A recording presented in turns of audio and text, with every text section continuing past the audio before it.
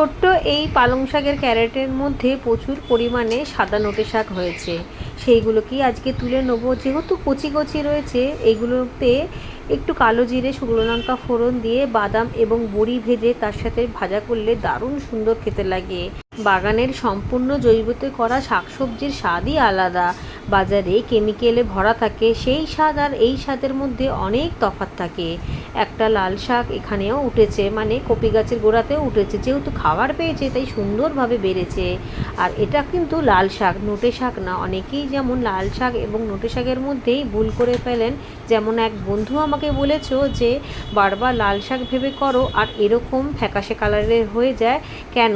কারণ কি, তুমি যেটা লাল শাকের দানা ভেবে এনেছো সেটা আসলে লাল নোটে শাক। লাল নোটে শাকের পাতাই একমাত্র ফ্যাকাশে হয়ে যায়, এর একটু একটু সবুজে ভাব থাকে।